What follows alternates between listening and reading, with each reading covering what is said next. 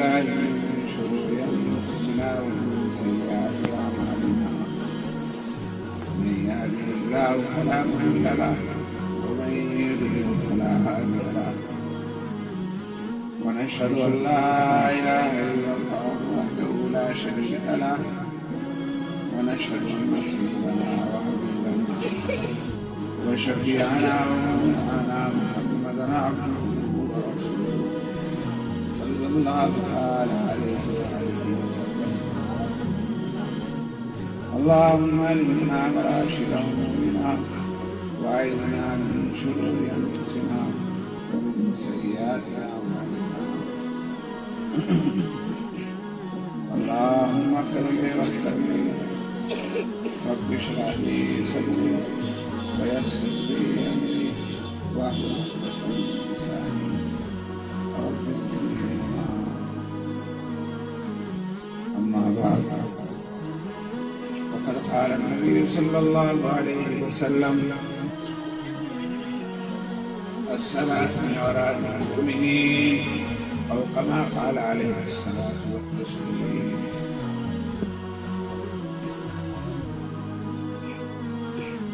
وقال الله تعالى سبحان الذي أسرى بعبده ليلا من المسجد الحرام إلى المسجد الأقصى. صدق الله العلي العظيم.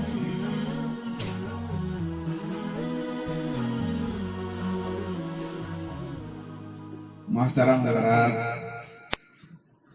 میرا آپ کی بستی میں آنے کا پہلی مرتبہ اتفاق ہوا. مجھے معلوم بھی نہیں تھا، مجھے یہاں آنا بھی نہیں ہوا تھا. مولوی عبدالوارث صاحب وہ یہاں کے ناظم صاحب کا اصرار میں یہاں آپ کی خدمت میں حاضر ہو گیا. بیمار سا آدمی ہوں، آپ دیکھ رہے ہیں گلا خراب ہو رہا ہے. آج کا جلسے کا دور ہے، مگر میں آپ کے پاس حاضر ہوں. آپ کو کروں مجمع تھوڑا ہو یا زیادہ، مسلمانوں کا مجمع حضور کے امتی ہیں. حضور کا امتی وہ قابل قدر ہے، قابل اکرام عزت. دین کی ضرورت جس طرح بڑے مجمع کو ہے، اسی طرح تھوڑے آدمی بشرطے کے لگن ہو، محبت ہو، الفت ہو اللہ سے، اس کے رسول سے، اس کے ذکر سے. تو اگر آپ حضرات جم کر بیٹھیں اور سنیں تو اس میں کوئی بات نہیں کہ آدمی تھوڑے ہیں اور زیادہ. بہرحال اگر قابل قدر ہیں، سننے والے ہیں، چاہنے والے ہیں، کوئی بات. میرے بزرگوں، آج کی رات شب معراج ہے. آج میں دیکھ رہا تھا 27 رجب ہے. چاند کے مہینہ جو چل رہا ہے اسے رجب ہے. یہ مہینہ بھی قابل احترام ہے، اشہر حرام ہے. حضور سے پہلے سے ان مہینوں کا، اس مہینے کا احترام رہتا تھا. اتنا احترام رہتا تھا کہ وہ کافر لوگ، وہ خدا کے نہ ماننے والے، آپس میں لڑنے اور بھیڑنے والے، وہ بھی اس مہینے میں آپس میں لڑائی جھگڑا نہیں کرتے تھے. اور اگر لڑ رہے ہوتے تھے اور اس مہینے کا رجب کا چاند نظر آ جاتا تھا تو وہ اپنی لڑائی ختم کر دیا کرتے تھے. اتنا احترام.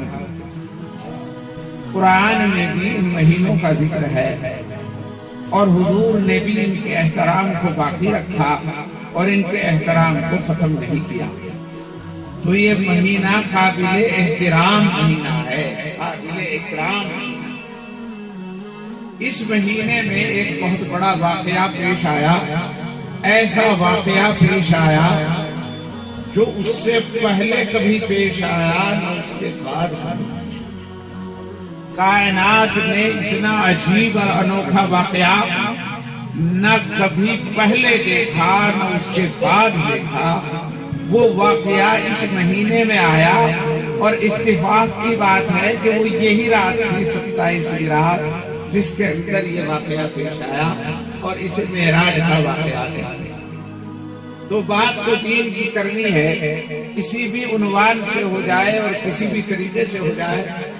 میں نے آپ کے سامنے ایک آیت تلاوت کی ہے جس کے اندر معراج کا ذکر ہے، تو میں نے مناسب سمجھا کہ آپ کے سامنے اس مبارک رات میں معراج ہی کا ذکر کر دیا جائے اور یہ تلاش کیا جائے کہ ہمارے لیے اس کے اندر اللہ نے کیا سبق رکھا ہے، کیا ہدایت رکھی ہے اور ہمیں اس کے اندر سے کیا ملتا ہے۔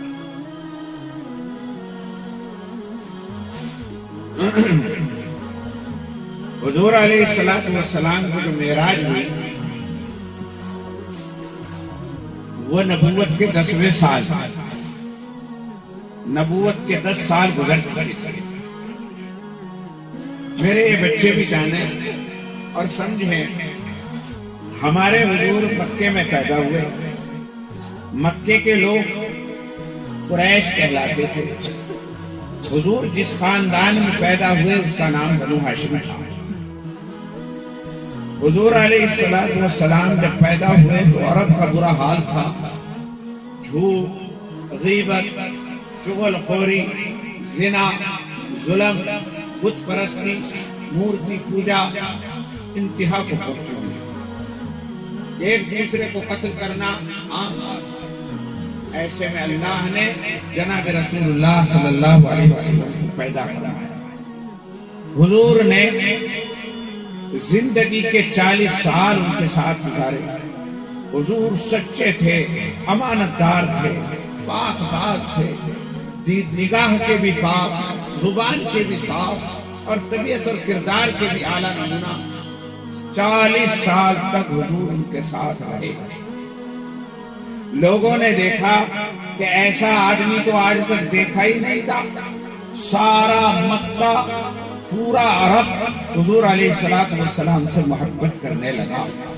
سارے مکے والے حضور کا احترام کرتے تھے، محبت کرتے تھے اور انہیں بہت ہی شفقت کی نظر سے دیکھتے تھے۔ پھر حضور نے اپنی عقل مندی سے ایسے کچھ کارنامے انجام دیے کہ عرب والے اسے دیکھ کر حیران رہ گئے۔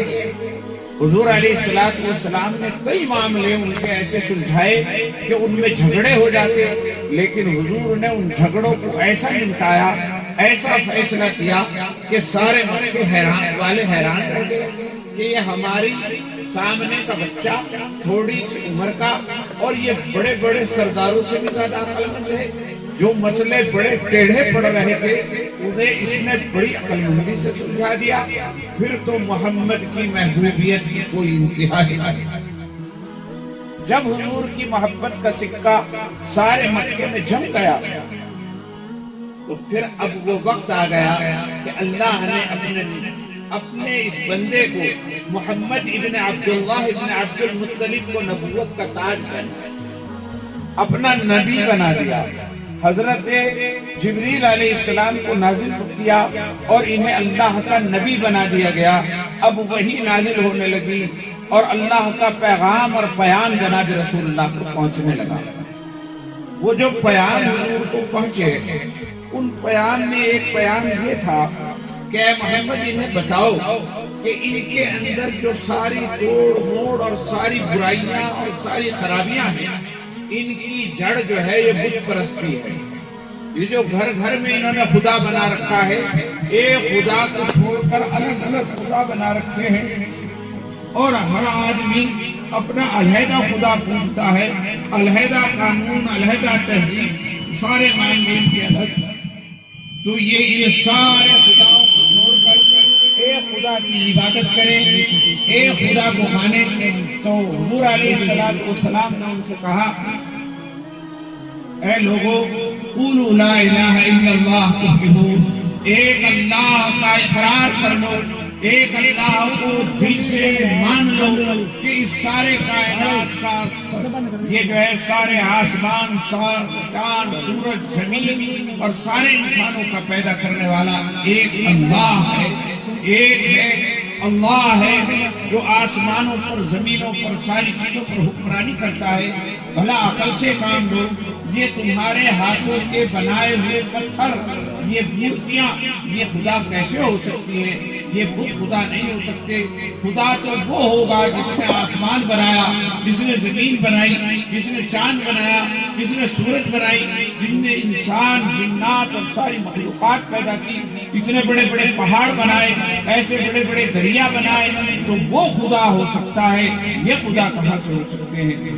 جب حضور علیہ السلام نے یہ بات بتائی، اگرچہ عقل میں آنے والی تھی، تو جن کی عقل میں آ سکتی تھی انہوں نے مانا، لیکن جو برائی پہلے سے گھٹی میں پڑی ہوئی ہوتی ہے عوام کے، تو وہ جلدی سے دل میں نہیں اترتی۔ یہ کہنے لگے کہ یہ تو پہلے سے ہوتا آ رہا، تو لہذا ہم ان چیزوں کو نہیں چھوڑ سکتے۔ تو وہی لوگ جو حضور کے ماننے والے بن گئے تھے، حضور سے محبت کرنے والے بن گئے تھے، وہ حضور کی مخالفت میں کھڑے ہو گئے اور حضور علیہ السلام سے لڑنے بھڑنے لگے، حضور کی مخالفت کرنے لگے، حضور کے دشمن ہو گئے۔ صرف تھوڑے سے آدمی رہ گئے۔ حضور کا جو اپنا خاندان تھا، اس کی بڑی عزت تھی، بڑا دبدبہ تھا اور بڑا اہتمام تھا۔ ان میں حضور کے ایک چچا تھے ابو طالب، وہ حضور کے بہت بڑے سپورٹر تھے، بہت مدد کرتے تھے۔ ایمان تو نہیں لائے، لیکن کہنے لگے اے محمد جو تجھے کہنا ہے کہتا رہو، تیرے کوئی ہاتھ نہیں لگا سکتا۔ سارے مکے کے لوگ ابو طالب کے پاس آئے حضور کے چچا کے اور کہنے لگے اے ابو طالب، یہ تیرا بھتیجا یہ خدا کی بات کرنے لگا، جو ہم نے کبھی پہلے سنی نہیں سنائی نہیں، اس کے کہنے کی وجہ سے یہاں توڑ پیدا ہو گئی۔ اس نے اپنے بھائی بھتیجے کو سمجھا یہ ایک خدا کو چھوڑ دے، اور مطلب یہ کہ جو پہلے سے دین چلا آ رہا ہے اسی پر چلے۔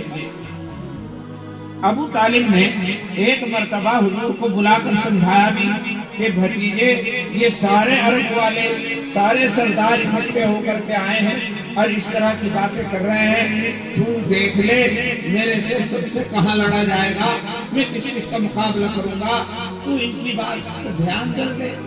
حضور نے فرمایا اے چچا، اگر آسمان و زمین کی حکومت بھی مجھے دی جائے تب بھی میں اپنی بات سے باز آنے والا نہیں۔ آپ میری سپورٹ کریں یا نہ کریں، لیکن مجھے اللہ کا نبی بنایا گیا ہے، میں اللہ کی اس نبوت اور اس پیغام کو لوگوں تک پہنچاتا رہوں گا۔ اللہ ایک ہے، میں اللہ کا رسول ہوں، جھوٹ نہ بولو، غیبت نہ کرو، چوری نہ کرو، ظلم نہ کرو، کسی کو ستاؤ مت، کسی کو قتل نہ کرو، یہ پیغام مجھے میرے رب نے دیا ہے، یہ پیغام میں لوگوں کو پہنچاتا رہوں گا، چاہے ساری دنیا میری دشمن ہو جائے۔ تو پھر چچا نے بھی یہ کہہ دیا کہ اچھا پھر تیری مرضی کرتا رہا۔ پھر وہ آئے مکے والے، ابو طالب سے کہا جی ہم نے کہا تھا اپنے بھتیجے کو روک، کیا رہا؟ ابو طالب نے کہا کہ بھائی یہ کسی کو کچھ کہتا تو نہیں، یہ کسی کو مارتا تو نہیں، یہ کسی سے لڑتا تو نہیں، یہ کسی کی عزت بے عزت پہ تو ہاتھ نہیں رکھتا، یہ ایک ہے، اللہ ایک ہے، میں اللہ کا رسول ہوں، جھوٹ نہ بولو، غیبت نہ کرو، قتل نہ کرو، پرایا مال نہ کھاؤ، ظلم نہ کرو، یہ یوں کہے، اس میں مجھے تو بری بات نظر نہیں آتی۔ تم اس کی بات مانو مان لو، نہیں مانتے نہ مانو، تم نہیں مانتے میں بھی نہیں مانتا، میں بھی تمہارے ساتھ ہوں، مگر یہ کہ کسی کو ستاتا نہیں، اس لیے تم اس کو ستا نہیں سکتے، اس کو ہاتھ نہیں لگا سکتے۔ اگر تم ہاتھ لگاؤ گے تو میں اور میرا پورا خاندان اس کے ساتھ ہوگا، اور مطلب یہ کہ میں اس کے ساتھ مرد دم تک لڑوں گا۔ اس کی وجہ سے وہ مکے کے سارے لوگ ڈر گئے، کیونکہ ابو طالب کا دبدبہ تھا، ان کی طاقت سے مجھے مختصراً یہ عرض کرنا ہے کہ سارے لوگ جو بڑے سردار تھے وہ حضور کے مخالف تھے، لیکن اگر کوئی حمایت میں تھا تو وہ ابو طالب تھے۔ اور عورتوں میں حضور کی ایک بیوی تھی حضرت خدیجۃ الکبریٰ، حضرت خدیجۃ الکبریٰ حضور کی بیوی تھی، حضور سے اگرچہ 15 سال بڑی تھی مگر بڑی ہوشیار تھی، بڑی سمجھدار تھی، ان کی تجارت دوسرے ملکوں میں بھی ہوتی تھی، وہ حضور کی بیوی تھی، انہوں نے سارا مال حضور پر نچھاور کر دیا تھا، وہ حضور کی ڈھارس بنداتی تھی، حضور کی ہمت بنداتی تھی، اور حضور علیہ السلام کو بہت تسلی دیا کرتی تھی۔ تو حضور کے دو زبردست حامی تھے، ایک تو باہر مردوں میں ابو طالب اور عورتوں میں خدیجۃ الکبریٰ۔ حضور کے 4 بیٹیاں بھی جوان، انہیں بھی خدیجۃ الکبریٰ نے سنبھال رکھا تھا، اور حضور دعوت کا کام، دین کے دعوت کا کام کرتے پھرتے تھے۔ لیکن اللہ رب العزت بہت بڑے ہیں، اللہ رب العزت بہت بڑے ہیں۔ وہ کبھی کبھی دکھانا، وہ لوگوں کی مدد بھی لیتے ہیں لیکن دکھا بھی دیتے ہیں کہ سارے کام لوگوں کی مدد سے نہیں چلتے بلکہ ہمارے کرم سے چلتے ہیں، اور ہم جب چاہتے ہیں لوگوں کے دلوں کے اندر جذبہ ڈالنا۔ تو جب حضور کی نبوت کو 10 سال ہو گئے، 10 سال، تو ایسا ہوا خدا کا کرنا کہ حضرت خدیجہ کا بھی انتقال ہو گیا اور حضرت خواجہ ابو طالب کا بھی انتقال ہو گیا، دونوں کا انتقال۔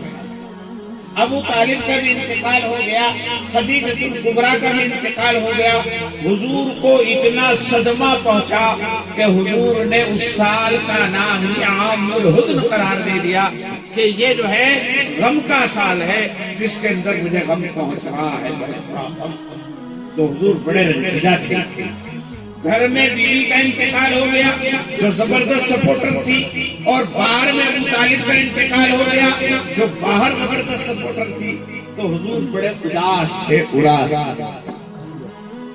پھر حضور طائف گئے، آپ نے سنا ہوگا کتابوں میں اور پڑھا ہوگا، تعلیم ہوتی ہوگی مسجد میں۔ طائف کا ایک دوسرا شہر تھا، وہاں کے لوگوں نے حضور کے ساتھ بہت برا سلوک کیا، حضور کے اتنے پتھر مارے کہ حضور لہولہان ہو گئے۔ تو ایسے دل میں، ایسے اوقات میں حضور کا دل بہت ٹوٹا ہوا تھا۔ یہ سن 10 ہے، ہجرت سے 3 سال پہلے حضور کا دل بہت ٹوٹا ہوا تھا۔ گھر میں بیوی چلی گئی، باہر میں چچا چلے گئے، اور اس کے علاوہ جو دنیا تھی انہیں طائف والوں نے انتہائی بدتمیزی کی، اور مکے والوں کو کھلی چوٹ حضور کو تکلیف پہنچانے کا موقع۔ میں یہ منظر دکھانا چاہ رہا، ایسے منظر میں جب حضور کا دل ٹوٹا ہوا تھا تو حضور کے لیے اللہ رب العزت نے یہ تحفہ، اور یہاں کو آ جاؤ، یہ تحفہ عطا فرمایا، اور یہ عطا فرمایا کہ دیکھو اللہ فرماتا ہے انا عند منکسرۃ القلوب، جب دل ٹوٹ جاتے ہیں تو میں ٹوٹے ہوئے دلوں کے پاس ہوں۔ کسی نے کہا اللہ کہاں ملتا ہے؟ میں کہا اللہ ٹوٹے ہوئے دلوں کے پاس، جس کا کوئی نہیں ہوتا اس کا اللہ۔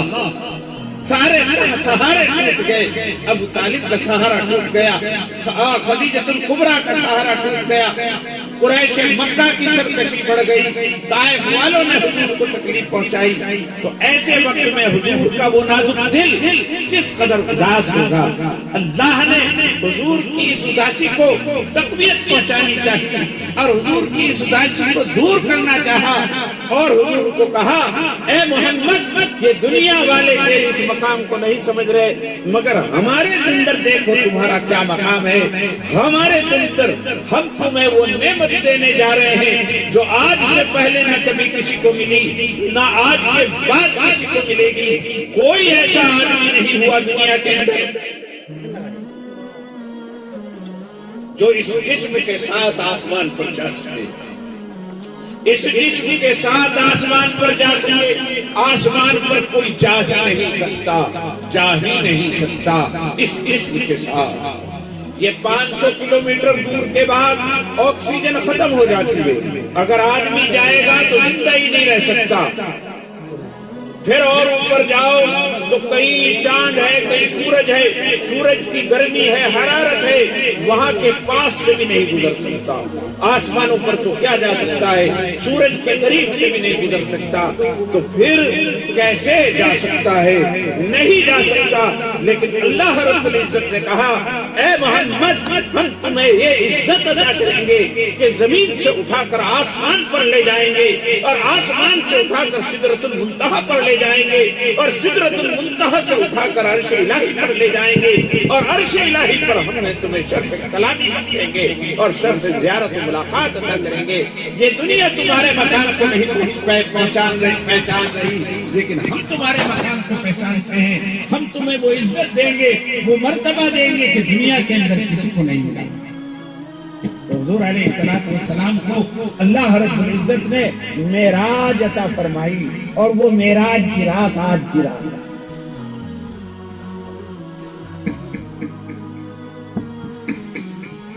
حضور علیہ السلام حضرت علی کی ایک بہن ام ہانی، وہ حضور کی بھی چچا کی لڑکی تھی، تو اپنی بہن کے یہاں ام ہانی کے یہاں لیٹے ہوئے تھے۔ اللہ رب العزت نے حضرت جبریل کو کہا کہ جاؤ ہمارے دلارے کو بلا کر کے لاؤ۔ 12,000 فرشتوں کے ساتھ حضرت جبریل علیہ السلام حضور علیہ السلام کو پائے مبارک کو بوسہ دے کر کے بیدار کیا اور کہا کہ چلیے اللہ آپ کو بلا رہے ہیں۔ حضرت میکائیل بھی ساتھ ہیں، حضرت جبریل بھی۔ اور پہلے وہ حضرت ام ہانی کا مکان کہاں تھا؟ حضرت ام ہانی کا مکان، جو لوگ حاجی لوگ ہیں وہ جو ہے جنہوں نے گئے ہوں گے انہوں نے دیکھا ہوگا کہ باب ابوالعبید جو نمبر 1 کا گیٹ ہے حرم پاک کا، اس میں دائیں طرف ایک مکتبہ ہے، لائبریری ہے۔ وہ جو لائبریری ہے وہ ام ہانی کا مکان تھا، وہاں حضور علیہ السلام آرام فرما تھے۔ حضرت جبریل نے اٹھایا اور اٹھا کر حضور علیہ السلام کو خانہ کعبہ کے برابر میں ایک دیوار سی ہے، اسے حقیق کہتے ہیں، وہاں لے گئے۔ وہاں لے جا کر حضور علیہ السلام کا پہلے سینہ چاک کیا۔ وہ 2 برتن لے کے آئے تھے، ایک برتن میں نور لے کر کے آئے تھے اور ایک برتن میں آب زمزم لیا، اور پھر حضور علیہ السلام کے سینے پر حضرت جبریل نے ہاتھ پھیرا تو سینہ شق ہو گیا۔ پھر سینے میں سے دل نکالا اور پھر دل کو آب زمزم سے دھویا۔ پھر حضور دیکھ رہے ہیں کوئی تکلیف نہیں، کوئی خون کا ایک قطرہ نہیں بہ رہا، درد نہیں، کچھ نہیں۔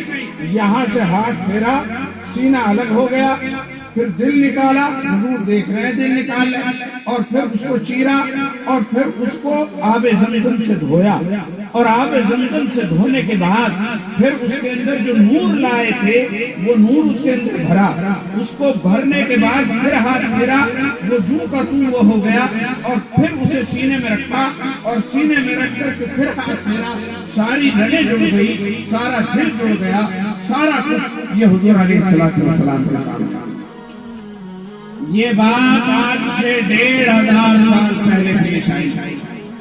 اس وقت صحابہ نے اس کی تصدیق کی کہ جو اللہ کا رسول کہہ رہا ہے، حالانکہ اس زمانے میں سوچ بھی نہیں سکتے تھے کہ اس طرح سینہ بھی چر سکتا ہے، دل بھی نکل سکتا ہے اور دل کا آپریشن بھی ہو سکتا ہے۔ آج 1,500 سال پہلے تو ہم لوگوں کو دیکھ رہے ہیں کہ کتنے ہماری بستی میں آپریشن کروا کے واپس آ جاتے ہیں، اور ان کا سینہ بھی کھول دیا جاتا ہے، دل بھی نکال لیا جاتا ہے، اور دل نکال کر اس کے اندر وال بھی ڈال دی جاتی ہے، اور پھر وہ ٹھیک ٹھاک ہو کر کے آ جاتا ہے۔ تو آج تو اس میں کوئی شک ہی نہیں رہا۔ جب ڈاکٹر رام لال، ڈاکٹر فلاں کلی، وہ جو ہے یہ جو دنیا کے ڈاکٹر ہیں، یہ ڈاکٹر ایسا کر سکتے ہیں تو رب ذوالجلال نہیں کر سکتا، بلکہ سرجری کی ابتدا اسلام نے کی۔ ہائے افسوس مسلمانوں کا کہ مسلمانوں میں اس نے ترقی نہیں کی، دوسرے لوگوں نے ترقی کی، ورنہ سرجری کی بنیاد تو حضور نے ڈال دی تھی اور بتا دیا تھا کہ ایسا بھی ہو سکتا ہے اور یہ ناممکن بات نہیں۔ آج ساری دنیا نے دیکھ لیا کہ ایسا ہو سکتا ہے، دل بھی چیر دیا جاتا ہے۔ بہرحال مجھے یہ نہیں کہنا، مجھے تو یہ بتانا ہے کہ حضور علیہ السلام کا شق صدر کیا گیا، یہ حضور کا سینہ چاک کیا گیا، اور یہ دل کیوں دھویا گیا، اس کے اندر نور کیوں بھرا گیا، میرے بزرگوں، حضور کے ساتھ یہ معاملہ ایک دفعہ نہیں بلکہ 3-4 دفعے پیش آیا، 4 دفعے پیش آیا، 4 دفعے حضور کا سینہ چیرا گیا اور دل نکالا گیا اور اسے صاف کیا گیا، رلایا گیا۔ اس سے پہلے 3 دفعہ ہو چکا تھا، وہ کب ہوا، کیوں ہوا، اس کی حکمت کیا تھی، اسے میں اگر بیان کروں بہت لمبا ٹائم ہو جائے گا، اسے میں بیان نہیں کر رہا، لیکن اس وقت کیوں چیرا گیا اور اس وقت شق صدر کیوں کیا گیا، دل کو کیوں دھویا گیا، اس کی طرف ہلکا سا اشارہ میں آپ کو کروں گا۔ یہ بتایا جا رہا ہے، اے محمد آج تک جو کچھ ہوا اس زمین پر ہوا، تمہارے پاس فرشتہ آیا تو اس زمین پر آیا، غار ہرا میں آیا، تمہیں نبوت ملی، تمہارے پر قرآن کی تلاوت ہوئی، قرآن کی وحی نازل کی گئی، جو کچھ بھی ہوا ہے تمہارے ساتھ تو اس زمین پر ہوا ہے۔ آج پہلی مرتبہ تم زمین کو پیچھے چھوڑ کر آسمان پر جانے والے ہو، آسمان پر جاؤ گے، آسمانوں کو پیچھے چھوڑ دو گے، 1 2 3 4 5 پھر یہاں تک کہ 7ویں آسمان سے پار جا کر تم سدرۃ المنتہا پر پہنچو گے۔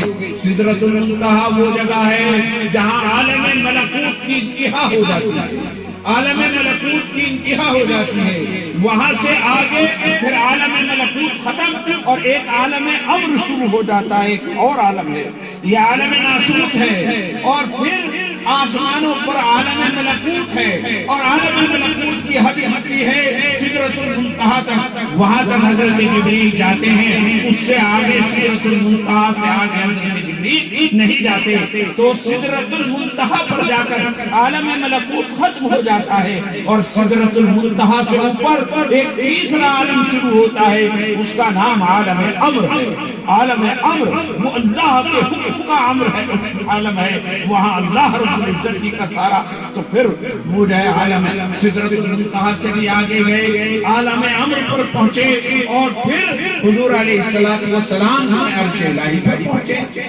تو سوال اس بات کا ہے کہ چونکہ حضور کو یہاں دنیا چھوڑ کر، دنیا کا قانون اور ضابطہ چھوڑ کر آسمان کی طرف جانا تھا، جب آسمان کی طرف جاتے ہیں نا تو پھر معمولی بات نہیں ہوتی، جو ہے جب اسے یہ جو پائلٹ ہوتا ہے نا، پائلٹ اسے بھی خاص ٹرین کیا جاتا ہے کہ یہ زمین پر کار نہیں چلائے گا، بلکہ یہ تو ہوا کے اندر 36,000 فٹ کے بلندی پر پلین چلائے گا، جہاز چلائے گا، تو اسے خاص طور پر ٹرین کیا جاتا ہے، اس کا دل اور دماغ بنایا جاتا ہے۔ تو اسی طرح حضور علیہ السلام کو اب آپ جا رہے ہیں، عالم امر کی چیز دیکھیں گے، عالم ملکوت کی چیزیں دیکھیں گے، وہاں آکسیجن بھی نہیں ہوگا، وہاں آپ کی طبیعت خراب نہ ہو جائے، اس لیے آپ کے اندر عالم امر و ملکوت کی صلاحیت پیدا کرنے کی، اس صلاحیت کو پیدا کرنے کے لیے آپ کے دل اور دماغ کو تیار کیا گیا، دل چیر کر اس کے اندر نور بھرا گیا، وہاں کی چیزیں ان آنکھوں سے نہیں دیکھی جا سکتی، لا تدرکہ الابصار وہو یدرک الابصار، آپ کو نور ربانی بھی دیکھنا ہے، عالم ملکوت کی چیزیں بھی دیکھنی ہے، اس لیے وہاں کی تیاری کے پہلے دل کو صاف کیا گیا، پہلے دل کو صاف کیا۔ یہی روک کر میں آپ کو بتاؤں گا کہ ہم اگر یوں چاہتے ہیں کہ اللہ کی رضا حاصل ہو، اللہ کا قرب حاصل ہو، تو اس کی پہلی شرط دل کا صاف ہونا۔ اگر دل صاف نہیں ہوگا تو نہ اللہ ملے گا، نہ اللہ کا قرب ملے گا، نہ اللہ کی رضا ملے گی۔ اللہ نے تو اپنے نبی کو بھی بلایا تو پہلے دل کو صاف کرایا اور دل کو ہر طرح کے اس سے پاک کر کے اور پھر اس کے اندر نور بھرا گیا۔ تو میرے بزرگوں، اگر ہم یہ چاہتے ہیں کہ اللہ کا قرب حاصل ہو، اللہ کی نزدیکی حاصل ہو، اللہ کی رضا حاصل ہو، اللہ کی خوشنودی حاصل ہو، اللہ ہماری دعاؤں کو سن لے اور ہماری دعاؤں کو پورا کر دے، تو میرے بزرگوں اس کے لیے دل کو پہلے تیار کرنا ہوگا، دل کو صاف کرنا ہوگا، دل کو نجاستوں سے، ناپاکیوں سے اور گناہوں سے پاک کرنا ہوگا، پہلے پاک کرنا ہوگا اور پھر اس کے اندر ذکر کا نور بھرنا ہوگا۔ اللہ اللہ، ذکر اللہ، لا الہ الا اللہ، اس کی ضربیں لگانی ہوں گی، جس سے قلب جو ہے منور ہو جائے گا، اور جب قلب منور ہو جائے گا تب اس کے اندر خدا کا نور نظر آئے گا۔ بہرحال حضور علیہ السلام کا شق صدر کیا گیا، پھر یہ کیا گیا، پھر حضور کو براق پر بٹھا کر کے لے جایا گیا، براق پر بٹھا کر لے جایا گیا۔ براق برقل سے بنا۔ اب براق کیا تھا؟ حدیث میں آتا ہے کہ ایک جانور تھا جو خچر سے چھوٹا تھا اور گدھے سے بڑا تھا، سفید رنگ کا تھا، سفید رنگ کا تھا، اور تیز رفتار اتنا تھا کہ جہاں نظر جاتی تھی وہاں اس کا پیر پھیرتا تھا، وہاں اس کا پیر پھیرتا تھا۔ اور برقن سے بنا ہے، برقن کے معنی بجلی کے، یعنی بجلی جیسی تیزی تھی اس کے اندر۔ عربی کیلنڈر میں ہم دیکھتے ہیں کہ وہ ایک جانور سا بنا رکھا گھوڑا تھا، اور اس میں مطلب پنکھ بھی لگا رکھے اس کے، اور وہ جو ہے اس کا منہ بنا رکھا ایک بہت خوبصورت عورت جیسا۔ یہ بالکل غلط بات ہے، ایسا براق نہیں تھا، نہ کسی حدیث میں آیا کہ اس کی شکل آدمی جیسی تھی اور اس کے پر بھی تھے اور وہ جو ہے عورت جیسا تھا، ایسا حدیث پاک میں نہیں آیا۔ حدیث پاک میں اتنا بیان آیا ہے کہ وہ ایک سفید رنگ کا جانور تھا اور خچر سے چھوٹا تھا اور گدھے سے بڑا تھا، سفید رنگ کا تھا، اور اتنا تیز رفتار تھا کہ جب وہ چلتا تھا تو اس کا پیر وہاں پڑتا تھا جہاں آدمی کی نظر پڑتی، اتنے پہ ایک قدم پڑتا تھا۔ تو بہرحال اللہ نے ایسا جانور بنا لیا تھا۔ آج اس زمانے میں حضور نے یہ بات کہی تو لوگوں کی سمجھ میں نہ آئی، مگر جن کے اندر ایمان تھا انہوں نے سمجھ لیا۔ اور آج تو کوئی دقت ہی نہیں، آج تو 600 کلومیٹر فی گھنٹہ کی رفتار سے چلنے والی ٹرینیں بن گئی، 600 کلومیٹر فی گھنٹہ کی رفتار سے چلنے والی ٹرینیں بن چکی ہیں۔ جاپان وغیرہ کے اندر اور ہمارے ملک کے اندر بھی یہ ٹیکنالوجی آنے والی ہے اور آ رہی ہے۔ تو میرے بزرگوں آج کیا تعجب کی بات ہے، تعجب کی بات ہی نہیں، تعجب کی بات تو وہ جب تھی جب آدمی اونٹ پہ سفر کرتا تھا، پیدل سفر کرتا تھا، انہیں بتایا جائے کہ اتنا تیز رفتار تھا، اور جناب والا اتنا تیز رفتار تھا کہ اس نے مکے سے لے کر فلسطین کا سفر، پرانے کعبے تک کا سفر تھوڑی سی دیر میں طے کر لیا۔ تو اس وقت تو بڑی تعجب کی بات تھی، لیکن آج تعجب کی بات ہے۔ جب انسان اتنی تیز رفتار سواریاں بنا سکتا ہے تو پھر اللہ کو نہیں بنا سکتا۔ بہرحال حضور علیہ السلام بیت المقدس تشریف لے گئے، وہاں اللہ نے سارے نبیوں کو اکٹھا کیا اور سارے نبیوں کی روحیں اکٹھی ہوئی، اور پھر حضور علیہ السلام نے ان کو نماز پڑھائی۔ آج حضور کو امام الانبیاء والمرسلین بنایا گیا، تمام نبیوں کا سردار سید الانبیاء والمرسلین قرار دیا گیا۔ حضور علیہ السلام کو یہ حضور کی تسلی، اے محمد تم نے ہمارے دین کے پھیلانے میں وہ تکلیف برداشت کی، خاندان کو چھوڑنا پڑا اور مال کو چھوڑنا پڑا، دولت کو چھوڑنا پڑا، چچا تھے وہ بھی چلے گئے، بیوی تھی وہ بھی رخصت ہو گئے، طائف والوں کی بھی آپ نے تمام مطلب پتھر برداشت کر لیے، مکے والے بھی آپ کے سارے دشمن ہیں، یہ تب تمہیں نہیں پہچان رہے، لیکن ہمیں دیکھو اے محمد، ہم تمہیں کتنے پہچان رہے ہیں، کیا موسیٰ کیا عیسیٰ کیا ابراہیم اور کیا نوح، آج ہم نے تم کو سارے سردار کر دیا۔ یہ نہیں سمجھ رہے، آج نہیں سمجھ رہے، کل کو یہ بھی سمجھیں گے، یہ بھی تمہارے پیروں میں ہوں گے، لیکن آپ مطلب یہ کہ ملول نہ ہو، ہم انما العسر یسرا وان مع العسر یسرا، ہر تنگی کے بعد ایک آسانی ہے، اس تکلیف کے بعد تمہیں ہم نے عزت عطا کی کہ تمہیں ہم نے یہاں بلایا۔ پھر بہرحال حضور علیہ السلام نے وہاں سارے نبیوں کی امامت کرنے کے بعد اب حضور علیہ السلام آسمان کی طرف کو چلے۔ جب آسمان کی طرف کو چلے، حضرت جبریل ساتھ ہیں، ایک آسمان پر پہنچے حضرت آدم سے ملاقات، دوسرے پر پہنچے اور سے ملاقات ہوئی، تیسرے پر پہنچے کسی اور نبی سے ملاقات ہوئی، سارے فرشتے استقبال کرتے تھے، نبی استقبال کرتے تھے، یہاں تک کہ استقبال کرتے کرتے ساتویں آسمان جہاں بھی حضور جاتے تھے ہر نبی کھڑے ہو کر استقبال کرتا تھا، مرحبا بیا فی مرحبا مرحبا خوش آمدید کہتے تھے حضور علیہ السلام کا استقبال کرتے. مگر ساتویں آسمان پر جب پہنچے تو ساتویں آسمان پر ایک اللہ کا گھر ہے، اس کا نام ہے بیت المعمور. ایک گھر ہے اللہ کا، وہ نور کا بنا ہوا ہے، بیت المعمور اس کا نام ہے. اور وہ بیت المعمور ٹھیک خانہ کعبہ کے اوپر ہے کہ اگر یہ دنیا ویسی ہی ہوتی اور وہاں سے کوئی ڈلا گرایا جاتا تو بیت المعمور سے اگر ڈالا جاتا تو وہ سیدھا خانہ کعبہ کے آگے ہوتا. خانہ کعبہ کے بالکل محاذات میں اوپر بیت المعمور ہے اور وہ نور کا بنا ہوا ہے اور وہاں فرشتے طواف کرتے ہیں. جس طرح یہاں خانہ کعبہ کا آدمی طواف کرتے ہیں وہاں فرشتے طواف کرتے ہیں. اور فرشتے اتنے ہیں کہ روزانہ 70,000 فرشتے طواف کرتے ہیں.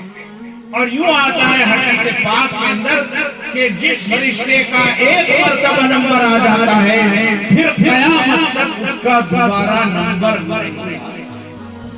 وہ نور کا جو بیت المعمور ہے اللہ کا گھر، تو وہاں جا کر کے ساتویں آسمان پر جب حضور پہنچے تو وہاں دیکھا کہ حضرت ابراہیم خلیل اللہ وہاں بیٹھے ہوئے ہیں، بیت المعمور کی دیوار سے یوں ٹیک لگائے ہوئے.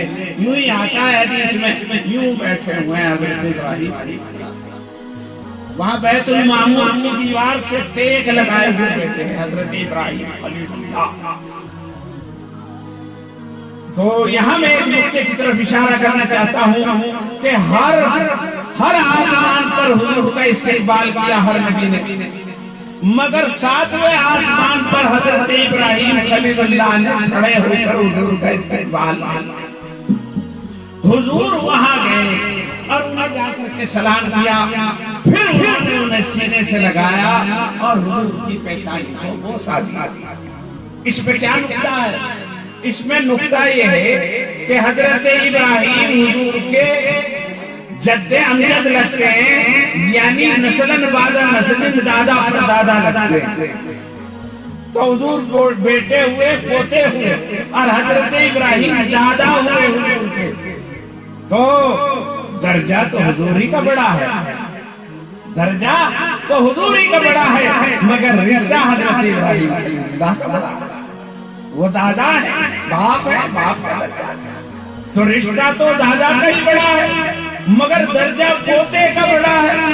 ایسا ہو جاتا ہے کہ دادا تو بیچارہ ان پڑھتا گھاس پودا کرتا تھا، مگر اس نے اپنے پوتے کو پڑھایا اور وہ حافظ قرآن ہو گیا، عالم دین ہو گیا، مفتی ہو گیا، عزت ہونے لگی. تو عزت اور مقام اور مرتبے کے اعتبار سے تو کون بڑا ہے؟ پوتا ہی بڑا ہے، لیکن رشتہ تو دادا کا ہی بڑا ہے. تو یہاں یہ سکھلایا گیا کہ بیٹے کا درجہ کتنا ہی بڑا ہو جائے، اپنے دادا اور باپ سے بھی بڑھ جائے، لیکن احترام پوتے کو ہی کرنا پڑے گا، بڑے کا احترام اسے ہی کرنا پڑے گا. ایسا نہ ہو کہ صاحب اگر بیٹا حافظ ہو جائے تو وہ دادا کے ابا کو کہنے لگے پیتی بیٹھو، ان کے سرانے چڑھ کے بیٹھ جائے. نہیں، سرانے دادا ہی بیٹھے گا، ابا ہی بیٹھے گا، چچا ہی بیٹھے گا. وہ رشتہ اس کا بڑا ہے اور تو رشتے میں ان سے چھوٹا ہے، اس لیے تیرے اوپر اکرام ہے کہ تو، تیرے اوپر لازم ہے کہ تو ان کا اکرام کرے. یہ نہیں ہو سکتا کہ تو ان سے اکرام کی اور احترام کی امید رکھے، تجھے ان کا اکرام کرنا ہے. اس میں ہمیں پتہ چلتا ہے کہ اگر کوئی پردھان ہو جائے، کوئی منسٹر ہو جائے، کوئی حافظ قاری ہو جائے تو اسے اپنے بڑوں کی عزت کرنی چاہیے. یہ نہیں کہ یوں سوچے کہ میں تو حافظ ہوں، میں تو مولوی ہوں، میں تو مفتی ہوں، جو چچا ہے تو کیا ہوا ہے، تو یہ مطلب کہ ان پڑھ ہی، اسے میرا اکرام کرنا چاہیے. ایسا نہیں. جب نماز کا وقت آئے گا تو پوتا ہی آگے کھڑا ہوگا اور باپ پیچھے کھڑا ہوگا، لیکن جب چار پائی پر بیٹھنے کی بات آئے گی تو سرہانے باپ ہی بیٹھے گا اور اسے نیچے جو ہے اس کے پائی کی بیٹھنا ہوگا. اسے چاہیے کہ جب پانی کی ضرورت ہو تو باپ اسے لا کے پانی نہ دے بلکہ یہ باپ کو پانی دے گا، پیر یہ دبائے گا، باپ اس کے پیر نہیں دبائے گا۔ یہ سبق دیا گیا کہ اے امت محمدیہ، دیکھو تمہارے رسول سب سے بڑے تھے، لیکن جب اپنے دادا کی خدمت میں پہنچے تو دادا نے ان کی استقبال نہیں کیا، بلکہ جناب رسول اللہ صلی اللہ علیہ وسلم ان کی خدمت میں پہنچے اور پھر انہوں نے پیار کیا، پھر انہوں نے پیشانی کا بوسہ بھی دیا، پھر انہوں نے سینے سے بھی چمٹایا۔ بہرحال حضرت ابراہیم خلیل اللہ سے ملاقات، ابراہیم خلیل اللہ نے ایک کہا، ایک بات کہی جو حضور نے بتلائی کہ حضرت ابراہیم خلیل اللہ نے کہا کہ اے محمد، جب تم دنیا میں جاؤ تو اپنی امت کو میرا سلام کہنا۔ بھائی جب کسی کا سلام پہنچے تو وعلیکم السلام کہنا چاہیے، تو آپ بھی حضور کے امتی ہیں۔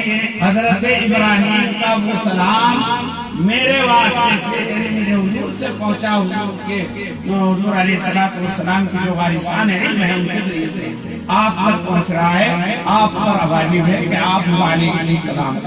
حضرت ابراہیم علیہ السلام نے کہا کہ اپنی امت کو میرا سلام کہنا، تو وعلیکم السلام ورحمۃ اللہ۔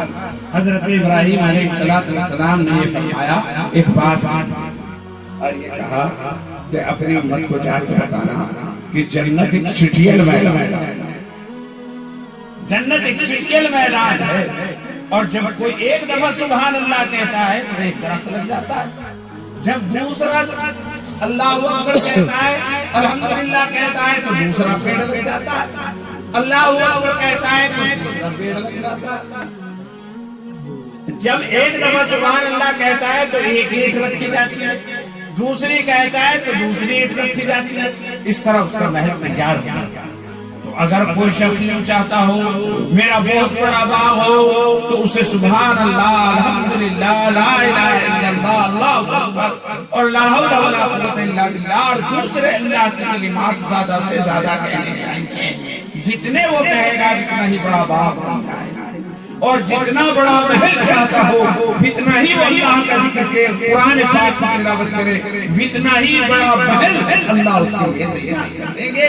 یہ حضرت ابراہیم نے پیغام پہنچایا حضور علیہ السلام کے واسطے سے آپ لوگوں کے لیے۔ تو آپ کو اور ہم کو چاہیے اگر اچھا مکان چاہتے ہیں اور اچھا باغ چاہتے ہیں تو اللہ کے نام کی کثرت کیا کریں، اللہ اللہ کیا کریں، لا الہ الا اللہ کہا کریں، اور سبحان اللہ، الحمدللہ، اللہ اکبر کی کثرت کیا کریں۔ اگر ایسا کریں گے تو جنت میں باغ بھی بڑا ملے گا اور مکان بھی بہت بڑا ملے گا۔ بات چونکہ پہلے ہی بتا دی گئی تھی کہ 10 کے بعد ختم ہو جائے گا ٹائم، اور 10:15 بج گئے، لیکن ایک بات تھوڑی سی میں آپ کو بتاتا چلو، بات تو بہت لمبی ہے، بہت لمبی ہے۔ بہرحال حضور سدرۃ المنتہا پر پہنچے، سدرۃ المنتہا پر پہنچے۔ سدرۃ المنتہا ایک پیڑ ہے وہاں، اور وہ بیری کا پیڑ ہے، اور جیسا مٹکا ہوتا ہے ایسے ایسے اس کے اوپر بیر لگے، وہاں اللہ کے انوار اور تجلیات رہتے ہیں ہر وقت، وہی اللہ کے احکام نازل ہوتے ہیں جو حضرت جبریل موصول کرتے ہیں، اور وہاں سے لے کر وہ آسمانوں سے ہوتے ہوئے اس دنیا کے اندر آتے ہیں، اور جو بھی انہیں پہنچانا ہوتا ہے۔ سدرۃ المنتہا سے اوپر حضرت جبریل نہیں جا سکتے۔ حضرت جبریل اللہ کی اس کائنات کے اندر ایک بڑی طاقت کا نور سے بنے بنے، نور، انہیں اللہ نے 600 پر دیے، اور ایک ہی پر کو جب وہ کھولتے ہیں تو پورب سے پچھم تک وہ چھا جاتے ہیں۔ اتنی بڑے طاقتور اور اتنے بڑے مطلب کے جسم جسہ والے حضرت جبریل علیہ السلام، حضرت جبریل اتنے بڑے، لیکن وہ سدرۃ المنتہا پہ جا کر رک جاتے ہیں۔ اللہ کو بلاوا، اللہ کے رسول کو بلایا اور اوپر بلاوا آیا اوپر چلو، تو حضرت جبریل وہیں رہ گئے۔ ایک رفرف لائی گئی، رفرف کیسی تھی وہ؟ یوں کہ ایک چوکی سی تھی، ایک چوکی تھی، تخت تھا، اس پر حضور کو بٹھا دیا گیا اور پھر وہ آٹومیٹک اوپر کو چلتی تھی، اسے کوئی لے جانے والی چیز نہیں تھی، اس کو رف رف کہتے ہیں۔ رف پر بیٹھ کر حضور گئے، وہ خود بخود چلتی تھی۔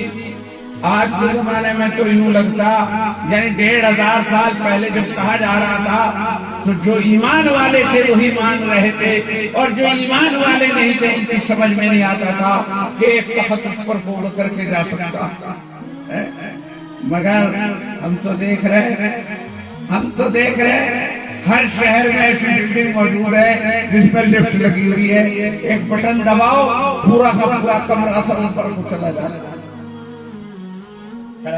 دیکھی ہوگی اب تو گاؤں والوں نے بھی دیکھ لی، بڑی بڑی تمام ہسپتالوں میں اس میں لفٹ لگی ہوئی ہے کہ اس کا بٹن دباؤ تو پورا کا پورا کمرہ اوپر کو چلا جاتا ہے۔ اور پھر ہوائی جہاز دیکھ لیے آپ حضرات نے، جن نے وہ کیا ہوگا انہوں نے دیکھا کہ 500 آدمیوں کو لے کر ایک جہاز اس طرح اڑ جاتا ہے جس طرح پرندہ چلا جاتا ہے، اور 36,000 فٹ سے اوپر چلا جاتا ہے اور بہت جلدی طے کر لیتا ہے سفر کو۔ تو پھر رف میں کیا تھا؟ بہرحال رف میں بیٹھ کر حضور علیہ الصلوۃ والتسلیم عرش الہی پر پہنچے۔ بس وہاں کیا ہوا، بات تو بڑے موقع کی تھی اور بڑے تفصیل تھی۔ وما ينطق عن الهوى إن هو إلا وحي يوحى علمه شديد القوى ذو مرة فاستوى وهو بالأفق الأعلى ثم دنا فتدلى فكان قاب قوسين أو أدنى فأوحى إلى عبده ما أوحى ما كذب الفؤاد وما رأى أفتمارونه على ما يرى۔ حضرت عرش الہی پر پہنچ گئے، ثم دنا، پھر حضور قریب ہو گئے، فتدلا، اور زیادہ قریب ہو گئے، وہ بھی جھک گئے۔ ثم دنا فتدلا فکان قاب قوسین او ادنی، بس اتنے قریب ہو گئے جیسے ایک تیر کمان، 2 تیر کمان، قاب قوسین، قوس کہتے ہیں تیر کمان کو۔ تو بعضوں نے کہا ایک تیر کمان یہ ہو گئی، ایک تیر کمان یہ ہو گئی، 2 تیر کمانوں کا فاصلہ رہ گیا حضور کے اور اللہ کے درمیان۔ لیکن بعض مفسرین نے لکھا نہیں، 2 تیر کمان کا نہیں، ایک ہی تیر کمان۔ اس طرح کہ تیر کمان کو وہ مڑی ہوئی ہوتی ہے نا، اس طرح ادھر سے پکڑا جاتا ہے ہاتھ میں اور یوں اسے کھینچا جاتا ہے، تو ادھر کا قبضہ اور ادھر کا قبضہ، جدھر جا کر وہ ڈور بنتی ہے اسے قوس کہتے ہیں۔ تو قاب قوسین سے مراد ایک ہی تیر کمان کے دونوں قبضے ہیں، دونوں ہتھیار ہیں، یعنی اتنا فاصلہ رہ گیا۔ آپ بھی میرے پاس کھڑے ہوں تو اس سے زیادہ ہی فاصلہ ہو جاتا ہے، مگر سرکار دو عالم اللہ رب العزت کے اتنے قریب ہوئے کہ فقان قاب قوسین او ادنی، یہ اس سے بھی کم فاصلہ۔ پھر کیا ہوا؟ فاوحى الى عبده ما اوحى، بس اللہ نے اپنے بندے سے بات کی جو کی، اس کا کچھ پتہ نہیں کیا بات کی۔ فاوحى الى عبده ما اوحى، وہاں اللہ تبارک و تعالیٰ کی اپنے بندے سے اور حضور کی اللہ سے بات چیت ہوئی۔ کیا بات تو بہت بیان کی جا سکتی ہے، مگر مختصراً عرض کر رہا ہوں۔ حضور جب وہاں پر پہنچے اور اللہ سے کچھ بات چیت تو ہوئی ہوگی، نہیں تو بلایا کیا بات چیت ہوئی؟ یوں آتا ہے روایات کے اندر، جب حضور وہاں گئے تو اب جب کوئی کسی کے گھر جا تو کچھ تحفہ ہدیہ لے کے جا، اور لے کے جانا چاہیے۔ حضور نے یوں فرمایا کہ جب کسی کے یہاں جاؤ تو کچھ ہدیہ لے کے جاؤ، تحادو، ہدیہ دو، اس سے محبت بڑھتی ہے۔ بلکہ پہلے لوگوں یوں کہا کرتے تھے اگر کچھ بھی نہ ملے تو استنجے کا ڈلے ہی لے جاؤ، کوئی یہ ضروری نہیں بہت ہی بڑھیا چیز ہو، اپنی حیثیت کے اعتبار سے جیسی بھی تیری حیثیت ہے ویسی چیز لے جاؤ، اور بھی کچھ نہیں، ڈلے ہی ملتے ہوں سمجھے کے اس کے ہاں نہیں ملتے، تیرے ہاں ملتے ہیں تو اس سمجھے کے ڈلے ہی لے جاؤ، لیکن کچھ نہ کچھ لے کے جاؤ۔ تو اب یہ جا رہے ہیں، یہ تو سب سے بڑا سفر ہے، ایسا سفر جو اس سے پہلے کسی کو نصیب ہوا نہ اس کے بعد، اور جانے والا بھی محمد رسول اللہ ہے، امام المرسلین ہے، سید الانبیاء والمرسلین ہے، اور جس کے جہاں جایا جا رہا ہے وہ بھی رب العالمین ہے، سارے عالم کا رب ہے، اور جس گھر میں جایا جا رہا ہے وہ بھی عرش الہی ہے۔ اب وہاں جایا جا رہا ہے تو کیا لے کے جا رہے ہیں؟ اب جب کسی کے یہاں جاتے ہیں تو سوچتے ہیں ہمیں کیا لے جانا چاہیے، ہمیں کیا مناسب رہے گا، مشورہ بھی کرنا کیا مناسب، ایسی ہی تو چیز لے کے جانی چاہیے کہ جس کے یہاں جا رہے ہیں اس میں کچھ کام بھی آئے اچھے۔ اب اس کے یہاں 50 بیگھے گنا کھڑا، تم گنے لے کے جا رہے ہو، تیرے یہاں جانا ہے میں کیا گنا لے کے جا رہا، اس کے ہاتھ گنا کرنا اس کے تو ملے تو کیا لے کے جا رہا؟ تو لے جانے کے لیے بھی سوچا جاتا ہے کہ جس کے ہم یہاں جا رہے ہیں تو کیا لے کے جائیں، کیا مناسب۔ اب حضور علیہ السلام جا رہے ہیں جو ساری دنیا کو یہ بتا رہے ہیں جب جایا کرو تو لے کے جایا کرو، جب جایا کرو تو لے کے جایا کرو۔ آج وہ خود اللہ کے ہاں خالی ہاتھ چلے جائیں کیسے ہو سکتا؟ تو حضور علیہ السلام کیا لے جائیں؟ اگر کوئی کھانے کی چیز لے جائے تو اللہ کھاتے نہیں، کوئی پینے کی چیز لے جائے تو اللہ پیتے نہیں، کوئی پہننے کی چیز لے جائے تو اللہ پہنتے بھی نہیں، وہ جسم سے مغرہ تو آخر لے گئے۔ مگر وہ تو اللہ کے رسول تھے، ہر چیز کا جواب جانتے تھے، جان گئے کہ کیا چیز مناسب رہے گی، اس لیے وہاں جا کر کے اللہ کے رسول نے سمجھ لیا کہ اللہ تو اللہ ہے، کبریا ہے، معبود ہے، اور معبود کے ہاں عبادت کا تحفہ لے کے جانا چاہیے۔ جب معبود کے ہاں جا رہے وہاں کچھ نہیں چلتا، معبود کو تو سب سے زیادہ پسند عبادت ہے، اس لیے میں جا رہا ہوں تو عبادت کا تحفہ لے۔ تو حضور نے جب وہاں پہنچے تو کیا کہا؟ التحیات للہ والصلوات والطیبات، یہ کلمات ہیں جو حضور نے وہاں پہنے۔ التحیات للہ والصلوات والطیبات، اے اللہ میں تیرے لیے کیا لے کر کے آتا اور کیا تیرے لیے مناسب تھا، بس اتنی بات ہے تو معبود برحق ہے اور تجھے عبادت ہی لائق ہے، اور عبادت ہی تیرے خدمت میں پیش کرنے کے لیے سب سے زیادہ اچھی چیز ہے۔ اے اللہ میرے پاس کچھ بھی نہیں ہے علاوہ اس ماتھے کے اور اس پیشانی کے اور بندگی کے، اے اللہ میں ہر طرح کی بندگی تیرے لیے لے کے آیا ہوں۔ التحیات، التحیات کے معنی آتے ہیں زبان سے جو عبادتیں کی جاتی ہیں انہیں التحیات کہتے ہیں۔ سبحان اللہ کہنا، الحمدللہ کہنا، اللہ اکبر کہنا، لا الہ الا اللہ کہنا، اور مطلب یہ کہ کوئی کلمہ پڑھنا، تلاوت کرنا، کلمہ خیر کرنا، یہ زبان سے ادا کی جانے والی ساری عبادتوں کو التحیات کہتے ہیں۔ اور صلوات کہتے ہیں بدن سے کی جانے والی عبادتوں کو، جیسے کہ نماز میں سارا بدن لگایا جاتا ہے، اسے صلوات کہتے ہیں۔ اور مطلب وہ جو ہے حج کرتا ہے، بھاگا پھرتا ہے، میدان عرفات میں جاتا ہے، صفا مروہ کے درمیان دوڑتا ہے اور رمی جمار کرتا ہے، تو بدن سے جو عبادتیں کی جاتی ہیں انہیں صلوات کہتے ہیں۔ اور مال سے جو عبادت کی جاتی ہے انہیں طیبات کہتے ہیں۔ اللہ کے راستے میں خرچ کرنا، زکوٰۃ دینا، فطرہ دینا، قربانی کرنا، انہیں سب کو طیبات کہتے ہیں۔ غرض عبادتیں تین طرح کی ہوتی ہیں، ایک وہ عبادت ہے جو زبان سے ادا کی جائے، ایک وہ عبادت ہے جو بدن سے ادا کی جائے، اور ایک وہ عبادت ہے جو مال سے ادا کی جائے۔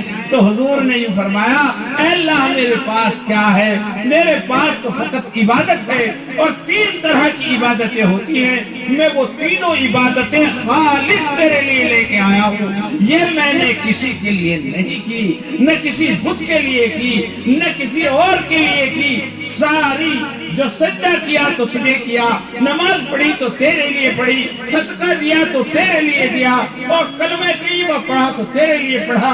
اے اللہ جو میری زبان سے ادا ہو سکتا تھا وہ بھی تیرے لیے ہے، جو میرے مال سے ہو سکتا تھا وہ بھی تیرے لیے ہے، جو میرے جسم سے ہو سکتا تھا وہ بھی تیرے لیے ہے۔ اے اللہ جو کچھ بھی میں نے عبادت کی ہے وہ تیرے لیے ہے۔ التحیات للہ والصلوات والطیبات، اے اللہ ساری زبانی عبادتیں، بدنی عبادتیں اور مالی عبادتیں فقط تیرے لیے ہیں، تیرے علاوہ اور کسی کے لیے نہیں ہیں۔ یہ دیا حضور نے تحفہ، جسے روزانہ ہم پڑھتے ہیں۔ یاد رکھنا کہ یہ حضور کے الفاظ ہیں جو حضور نے عرش الہی پر پیش کیے تھے۔ پھر کیا ہوا؟ ادھر سے کیا جواب ملا؟ اللہ نے کہا قبول ہے، تم نے بہت ہی بڑھیا تحفہ دیا، واقعی سمجھداری کا ثبوت دیا، اور یہی تحفہ ہمارے ہاں چلتا ہے، رزق تو ہم دیتے تھے۔ وَمَا خَلَقْتُ الْجِنَّ وَالْإِنسَ إِلَّا لِيَعْبُدُونَ مَا أُرِيدُ مِنْهُمْ مِنْ رِزْقٍ وَمَا أُرِيدُ أَنْ يُطْعِمُونَ، ہم کوئی رزق نہیں چاہتے کہ ہمیں کھلاؤ۔ ان اللہ هو الرزاق ذو القوة المتین، رزاق تو اللہ ہے، ہم تو صرف عبادت چاہتے ہیں، عبادت کے علاوہ اور کچھ نہیں چاہتے۔ عبادت ہی تم لے آئے، ہم نے قبول کی۔ اور پھر ایسا ہونا ہم نے بچپن میں دیکھا، پتہ نہیں اب تو ہے یا نہیں ہے، کہ اگر پہلے زمانے میں کوئی کسی کے ہاتھ دودھ لے کے آیا تھا کرتا تھا تو ہماری والدہ یوں کہا کرتی تھی کہ اس میں کوئی ڈال کے دے دو، چاول دے دو، کچھ اور ڈال دو۔ میں نے کہا اس کی کیا ضرورت ہے؟ نے کہا نہیں، کسی کے ہاتھ سے تحفہ آئے تو اسے خالی نہیں بھیجتے، اس میں کچھ نہ کچھ تحفہ ڈال دیا کرتے ہیں۔ یہ پرانے آدمیوں کی ایک وہ تھی، اور یہ اچھی بات تھی۔ جب کوئی تحفہ لے کر کے آتا ہے تو اسے لے کے ہی رکھ لے، یہ سخاوت کے خلاف ہے، بلکہ اس کا بدلہ بھی دینا چاہیے۔ تو اللہ رب العزت کو بدلہ دینا تھا۔ اللہ نے، حضور نے 3 چیزیں پیش کی تو اللہ کی طرف سے 3 ہی بدلے میں 3 چیزیں ملی۔ کیا کیا؟ السلام علیکہ ایھا النبی ورحمۃ اللہ وبرکاتہ، اے محمد تم نے ہمیں 3 چیزوں کا تحفہ دیا، اب ہم 3 چیزیں تمہیں عطا کرتے ہیں۔ ایک سلام کی عطا کرتے ہیں، رحمت عطا کرتے ہیں، اور برکت عطا کرتے ہیں۔ السلام علیکہ ایھا النبی ورحمۃ اللہ وبرکاتہ، اے نبی تم پر سلام کی ہو، تم پر رحمت ہو، اور تم پر برکت ہو۔ 3 چیزوں کا تحفہ حضور کو مل گیا۔ اب بس بات ختم ہو جانی چاہیے، جو انہیں دینا تھا انہوں نے بھی دے دیا، اور جو انہیں دینا تھا انہوں نے بھی دے دیا، بات ختم ہونی چاہیے۔ مگر میرے پیارو، جس بات کی طرف میں تمہیں کہنا چاہتا ہوں، حضور علیہ الصلوۃ والسلام اللہ سے مل گئے، کہاں مل رہے؟ عرش الہی پر، وہ مقام، وہ مرتبہ کہ جہاں کوئی نہیں پہنچا۔ جب اتنا بڑا مقام اور مرتبہ مل جاتا ہے تو آدمی کے ہوش کہیں کے کہیں پہنچ جاتا ہے۔ حضرت موسیٰ علیہ السلام کو ذرا سی تجلی اللہ کی ہوئی تھی، اور اتنے دور سے ہوئی تھی تو جبھی بے ہوش ہو کے جا پڑے تھے۔ یہاں حضور کو اللہ کی تجلی ہو رہی ہے، عرش الہی پر، قاب قوسین پر ہو رہی ہے، اتنی سی دوری پر اللہ سے ہم کلام۔ عزت کی انتہا ہے، اس سے بڑی کوئی عزت نہیں۔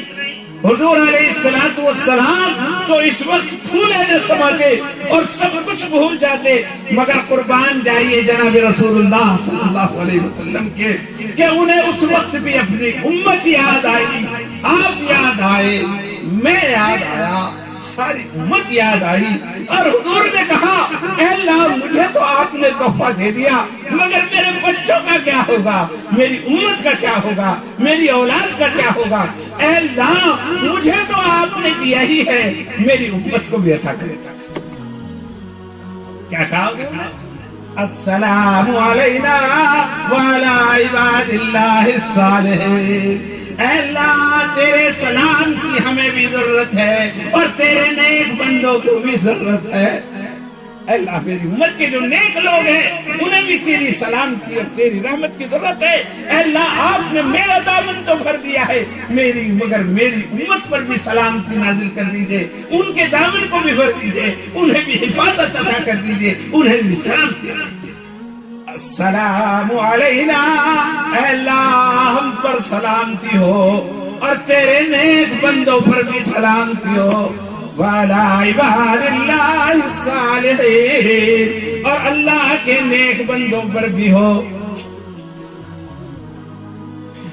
کسی صاحب نے یوں کہا، اچھا پہلے یہ بتاؤ میری بات سمجھ میں آ رہی نہیں آ رہی؟ کم آ رہی؟ لکھ کے ہاتھ اٹھا کے بتاؤ سمجھ میں آ رہی نہیں آ رہی؟ یہ حضور کا مکالمہ ہے جو آسمان الہی پر ہوا۔ تو بعض ایک صاحب نے یہاں یہ کیا کہ اللہ کے رسول نے یوں کہا اے اللہ ہم پر سلامتی ہو اور نیک بندوں پر بھی ہو۔ تو حضور کو اپنی امت یاد تو آئی مگر نیک بندے یاد آئے۔ وعلی عباد اللہ الصالحین، اور اللہ کے نیک بندوں پر سلام ہو۔ حضور نے جب کہا اللہ مجھے بھی ہو اور نیک بندوں پہ بھی ہو، تو اس کا جواب لکھا ہے بڑا پیارا ہے۔ اگر نہیں یہ بات نہیں کہ نیک بندے ہی حضور کو یاد آئے بلکہ اپنے امت کے گناہگار بھی یاد آئے، گناہگار بھی یاد آئے اور نیک بندے بھی یاد آئے۔ وعلی عباد اللہ الصالحین، تو کہا ہی کہ نیک بندوں پر رحمت ہو۔ تو امت کے دو طبقے ہیں، ایک گناہگار ایک نیک۔ وعلی عباد اللہ الصالحین تو نیک ہو گئے۔ پھر حضور نے جو یوں کہا السلام علینا، ہم پر سلام ہو، السلام علیہ نہیں کہا مجھ پر سلام ہو اور نیک بندوں پر سلام ہو، بلکہ کیا کہا ہم پر سب پر بھی سلام ہو اور نیک بندوں پر بھی سلام ہو۔ تو وہ جب نیک بندے الگ ہو گئے تو وہ حضور کے ساتھ پھر کون رہ گئے جنہیں حضور یوں کہہ رہے ہیں ہم پر سب پر سلام ہو۔ تو اس کا مطلب یہ ہے کہ دو گروپ بنا دیے اللہ کے رسول نے، ایک نیک بندوں کا عبادی الصالحین کا اور ایک گناہگاروں کا، اور اپنے ساتھ گناہگاروں کو شامل کر لیا۔ ایک تو ہم گناہگاروں پر ہو سلام تیرا اور ایک تیرا نیک بندوں پر سلام۔ تو حضور نے اپنے آپ کو گناہگاروں کے ساتھ شامل کر لیا۔ یہ حضور کی عاجزی ہے، یہ حضور کی بندگی ہے، یہ حضور کی تواضع ہے کہ اپنے آپ کو گناہگاروں کے ساتھ شامل فرما لیا اور کہا السلام علینا وعلی عباد اللہ الصالحین، ہم پر بھی سلام ہو اور تیرے نیک بندوں پر بھی سلام ہو، ہم گناہگاروں پر بھی سلام ہو اور نیکوکاروں پر بھی سلام ہو۔ یہ ہے حضور علیہ السلام کی عاجزی۔ ایک ہم ہیں تو ذرا سا تھوڑا سا علم حاصل ہو گیا، ذرا سی نماز پڑھ لی، اب دوسرے کو کچھ سمجھتا ہی دوسرے کو کچھ سمجھتا ہی نہیں، اپنے آپ کو ہی سمجھتا ہے میں نیکوکار ہوں، دوسرے سارے لوگ گناہگار ہیں، یہ خطاکار ہیں، ان کا کیا ذکر۔ اور صاحب مطلب یہ نماز پڑھے نہ روزہ رکھے۔ میرے بزرگوں حضور علیہ السلام کی شان یہ ہے کہ گناہگاروں کو اپنے ساتھ شامل کر کے ارشاد فرمایا۔ حضور نے جب یہ کہا تو حضرت ملائکہ جو وہاں تھے اور جو مخلوقات وہاں تھی جو دور سے اس منظر کو دیکھ رہی تھی وہ کہنے لگے اشہد ان لا الہ الا اللہ واشہد ان محمد رسول اللہ۔ اب تحیات مکمل ہو گئی کہ بے شک ہم گواہی دیتے ہیں کہ اللہ کے علاوہ کوئی معبود نہیں، اور ہم گواہی دیتے ہیں کہ محمد اللہ کے رسول ہے۔ میرے بزرگوں یہ مکالمہ ہوا تھا، یہ بات ہوئی تھی جناب رسول اللہ کی اللہ تعالیٰ سے، اور بھی کچھ باتیں ہوئی تھی مگر اس کا وقت نہیں، جتنا وقت لیا جا چکا وہی بہت زیادہ لیا جا چکا۔ ہاں البتہ اتنی بات میں یہ کہوں گا، اور وہ کیا کہ یہ معراج تو حضور کی معراج تھی، یہ معراج تو حضور کی معراج تھی۔ معراج کے معنی ہے عروج کے، یہ تو حضور کا عروج تھا، یہ تو حضور کا چڑھاؤ تھا، یہ تو حضور تھے جو وہاں تک پہنچے۔ مگر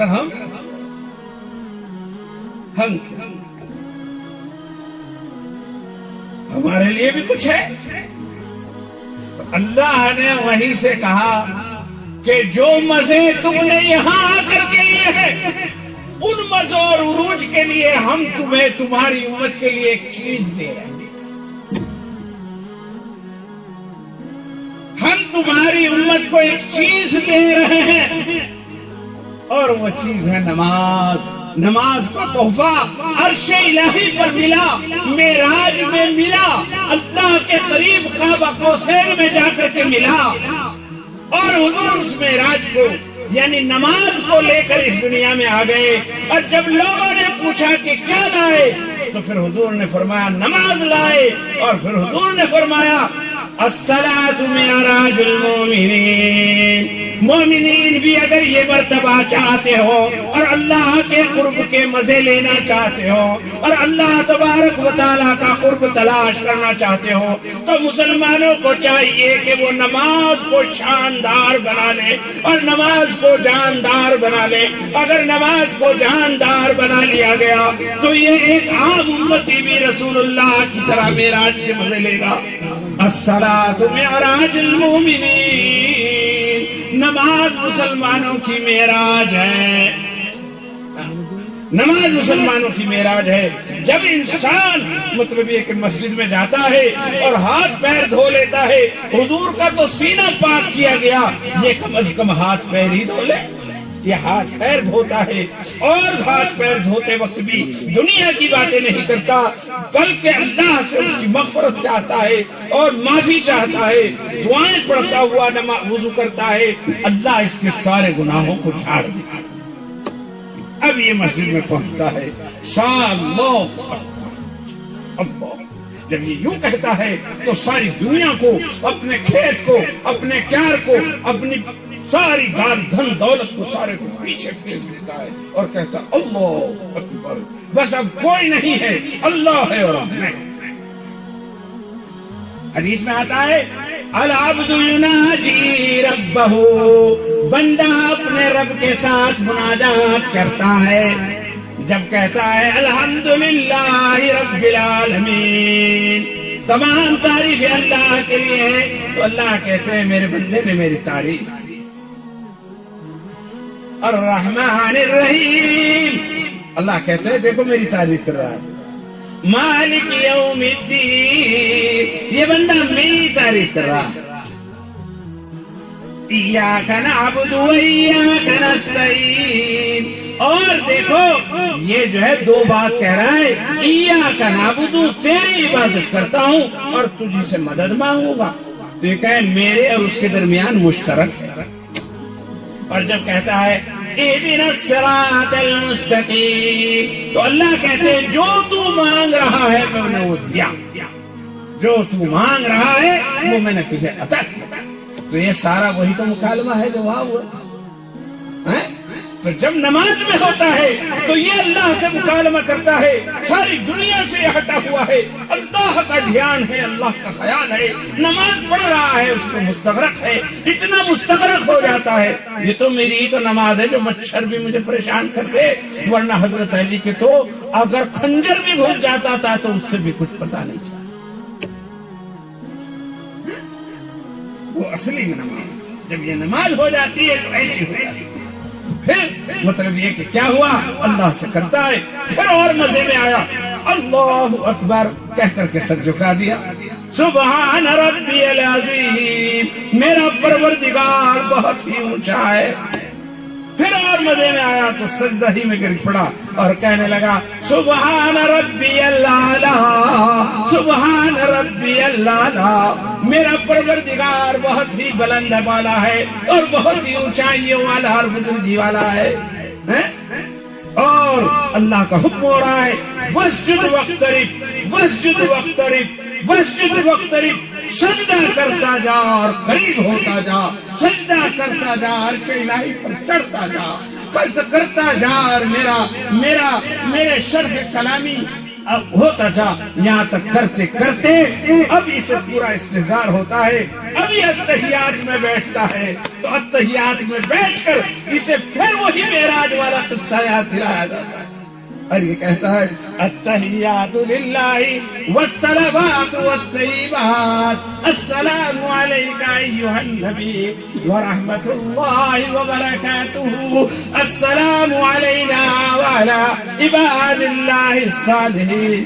اس ترتیب کے اندر اگر اور غور کریں تو الصلاۃ معراج المومنین اور التحیات کا ایک خاص تعلق نصیب آئے گا کہ ابتدا معراج کی ہوتی ہے اللہ اکبر سے اور انتہا ہوتی ہے التحیات پر. اور التحیات وہ مکالمہ ہے جو عرش الہی پر اللہ رب العزت کا اور جناب رسول اللہ صلی اللہ علیہ وسلم کا ہوا.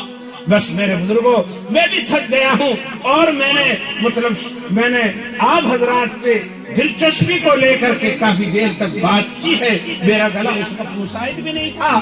شاید آپ حضرات کی برکت سے اللہ نے سینہ کھول دیا اور گلا کھول دیا اور میں نے اتنی باتیں کر لی. میرے پیارو بس آج کا سبق یہ ہے، کئی سبق درمیان میں بتائے گئے. ایک تو دل کو صاف رکھو. اللہ کا قرب حاصل نہیں ہو سکتا جب تک دل صاف نہ ہو. جب حضور کو معراج پر لے جایا گیا تو پہلے دل کو صاف کر لیا. اس لیے جب آپ اپنی معراج پر جائیں یعنی مسجد میں جائیں تو دل کو صاف کر دیا کرو. تھوڑی دیر کے لیے کینہ کپٹ دور کر دیا کرو، غصے کو تیار دیا کرو اور سوچ لیا کرو میں بس اب کچھ نہیں، نہ کسی سے دشمنی ہے نہ کسی سے مخالفت ہے. اب تو میں اللہ کے گھر میں آ گیا ہوں، بالکل اپنے دل کو صاف کر لیا ہوں. میرے برابر میں دشمن کھڑا ہو یا مخالف کھڑا ہو سب میرے بھائی ہیں اور سب مطلب یہ کہ مومن ہیں. اور پھر دل کو صاف کر کے دنیا کے سارے جھگڑوں کو پیچھے ڈال کر ایک اللہ کو سامنے رکھ کر اور یہ دھیان کرے کہ اللہ میرے سامنے ہے، میں اللہ کے سامنے ہوں. قاب قوسین کا معاملہ ہے. اللہ یہاں حبل الورید سے بھی اور میری شہرت سے بھی زیادہ قریب ہے. میں ہوں اور میرا اللہ ہے اور یہاں کوئی نہیں ہے. اور پھر جو کچھ بھی آتا ہو اسے پڑھے. رکوع میں جائے تو اور عاجزی ہو اور سجدے میں جائے تو اس سے زیادہ عاجزی ہو. اور پھر جب ختم کرے تو التحیات للہ ہو. اور جب بھی آپ التحیات پڑھیں تو اس وقت اس مکالمے کو یاد کر لیں. ساتھ میں بھی آپ کو یاد آ جاؤں گا. میرے لیے بھی دعا فرمائیں. میرے بزرگوں اگر اللہ کا قرب چاہتے ہو تو نماز کو لازم پکڑ لو. نماز معراج ہے، نماز عروج ہے، نماز ترقی کا نام ہے. نہ دنیا کی ترقی حاصل ہو سکتی ہے نہ آخرت کی ترقی حاصل ہو سکتی ہے بغیر نماز کے. دین میں بڑھنا ہو یا دنیا میں بڑھنا ہو تو نماز کو اختیار کرنا ہوگا. آپ حضرات نماز کے بارے میں بہت کچھ سنتے بھی رہتے ہوں گے. آج بھی آپ نے سن لیا ہے. معراج اگر حاصل کرنی ہے، عروج حاصل کرنا ہے، اللہ کی روحانیت اور قرب حاصل کرنا ہے تو نماز اس کا پہلا اختیار ہے. نماز پڑھیں، نماز کا اہتمام کریں. جو نماز نہیں پڑھتا اس کا دین میں کوئی حصہ نہیں، اس کا دین میں کوئی حصہ نہیں ہے. اچھا کسی کا کوئی چہیتا، کسی کا کوئی بیٹا یا اس کا کوئی بھائی دوسرے ملک میں رہتا ہو اور اس سے بات چیت نہ ہوتی ہو. کوئی بتا دے کہ لے لے 1500 روپے کا موبائل، اس میں نمبر ڈائل کر کے اور تو اپنے بھائی سے اپنے بیٹے سے جب چاہے بات کر سکتا ہے. تو کون ہوگا ایسا باپ جس کا بیٹا 7 سمندر پار رہتا ہو اور وہ چھوٹا سا چلا گیا ہو اور اس سے بات کرنے کا ایک ذریعہ ہو موبائل. اور جب موبائل نہیں تھا تو خط جایا کرے تھا. تو ہم نے دیکھا کہ باپ چٹھی لیو لکھنے والوں کے پیچھے پھر جاتا. ارے میں میرا خط لکھ دیا بھائی، میرا خط لکھ دیا بھائی، میرا خط لکھ دیا. جب خط لکھنے والے بھی نہیں ملا تو اگر اس پہ نمبر ملانے نہیں آتے ہوں گے تو دوسرے سے کہے گا بھائی ملا دیے ذرا، میں اپنے بھائی سے بات کروں، ذرا میں ملا. تو میرے پیارو تمہارے پاس اللہ کا نمبر ہے. اللہ سے اگر بات کرنا چاہتے ہو تو تمہارے پاس اللہ کا نمبر ہے. جب اللہ سے بات کرنے کو جی چاہے तब मस्जिद में आए या रात को ही अपनी बैठक पर या छत पर या कोठड़ी में अपना बोरिया बिछाया, हाथ पैर धोए, रात का सन्नाटा है, अंधेरा है, कोई देख नहीं रहा, ये है इसका रब है। इसका रब इसे इस तरह देख रहा है जिस तरह उजालों में देखता है, और ये जब अल्लाहु अकबर कहता है तो इसका कनेक्शन खुदा के साथ है। अब ये है इसका रब है, ये जो चाहे बात करे और जो चाहे मांगे इसे अता किया जाएगा। अल्लाह रब्बुल इज्जत के प्यारे रसूल ने फरमाया सल तोता, अब जो चाहे मांग ले तुझे दे दिया जाएगा, जो चाहे मांग ले दे दिया जाएगा। तो मेरे बुजुर्गों, इतनी बढ़िया चीज हमारे पास मौजूद है, मगर अगर कोई उस चीज का ईमान ही न रखता हो, उसका यकीन ही न रखता हो, या उसे इस्तेमाल ही न करता हो, तो उससे ज्यादा बेवकूफ कोई चीज नहीं। सारे मालिकों का मालिक और सारे बादशाहों का बादशाह और सारे हाकिमों का हाकिम अल्लाह हमारी तरफ मुतवज्जो रहता है। और जब हम उससे कनेक्शन करते हैं और जब भी हाथ उसकी तरफ उठाते हैं और जब भी नमाज में उसकी तरफ जाते हैं, तो अल्लाह रब्बुल इज्जत का उससे ताल्लुक हो जाता है। अल्लाह रब्बुल इज्जत मुझे भी समझने की और अपने अल्लाह से राब्ता करने की तौफीक अता फरमाए। भाई बात समझ में आई नहीं आई? एक दफा और बताओ हाथ उठा के, बात समझ में आई? हाँ आई ही, वैसे ही कर रहा है। ऐसा भी होता है बात दफा, ऐसा भी हो जाता है कि कहीं फिर इतनी देर और न सुनावे। अगर यूं कह दिया समझ में नहीं आई तो ये समझाने के लिए फिर कहीं इतनी देर और न समझावे।